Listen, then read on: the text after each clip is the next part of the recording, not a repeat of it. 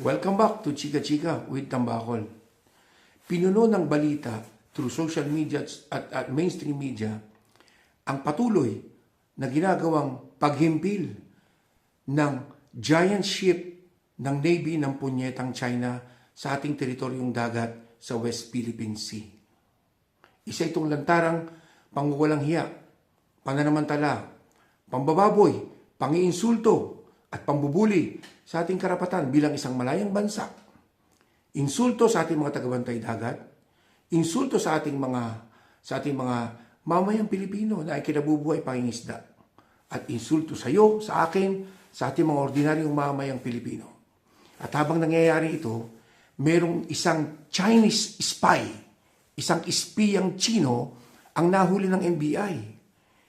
Kasama nito yung dalawang makapili at traidor na Pilipino na bayaran, na kaugnay din ito, nakuhanan nito ng mga gamit, mga modern gadgets, modern spying gadgets na kung saan ginagamit nila sa pagkuha ng mga impormasyon sa ating mga strategic na katatayuan, sa mga military bases at kung ano-ano pa na pwedeng agarang ipasa sa mainland China.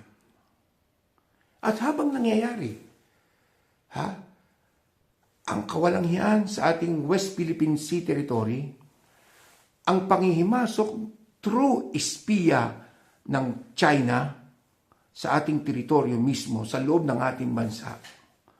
Ang ating pinagpipitagan ng Vice Presidente ng bansa na si Sara Duterte ay nakikipagsayahan sa Chinese ambassador, sa Chinese embassy, kasama yung mga hindi nating malaman ang tunay na loyalty, yung mga Chinoy na patuloy na hindi mo maringgan ng loyalty sa bansang kinasasadlakan nila, at yan ang ating bansang Pilipinas.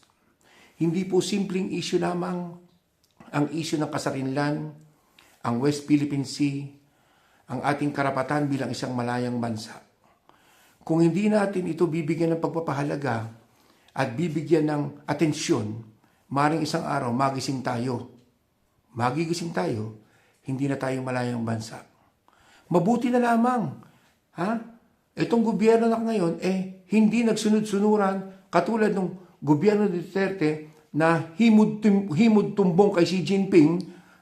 Mabuti na lamang kumilos ang gobyernong ito para palayasin ang mga pogo at kung ano-ano pang sindikatong China, sindikatong Chinese na nagpapatakbo o sila yung gumagalaw sa negosyo at kung ano-ano pang mga illegal na bagay dito sa ating bansa. So sana po, mga minamahal kong kababayan, maging mapagmasid tayo. Kung meron tayo nakikita mga Chinese na paikot-ikot sa ating mga lugar na hindi naman maalam magsalita ng Tagalog at meron mga bit-bit na kung ano-ano mga modernong gadgets at sasakyan, i-report natin. Simple lang, tawag natin sa ating mga kapulisan, tawag natin sa mga NBI. At maging bahagi tayo sa pagpapahayag ng katotohanan at impormasyon sa ginagawang pambubuli at pangwawalang hiya ng punyetang China sa ating bansa, sa ating kasarinlan, at sa ating mga mamamayang Pilipino. So hanggang dito na po lamang muna, hanggang sa mga susunod na episode. Tandaan natin, yung mga traidor at makapili na politiko na humaharap sa atin, huwag natin pagtiwalaan. Ibasura sa balota yung mga yan. Alam naman natin kung sino yung mga patuloy na nanahimik lamang habang tayo winawalang yan ng China from 2016 up to present.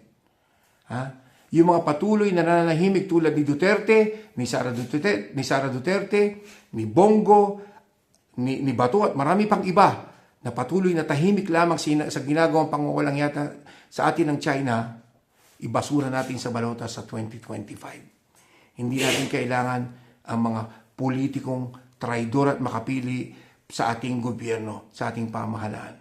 Maraming salamat po at hanggang sa susunod na episode ng Chika Chika with Tambakol.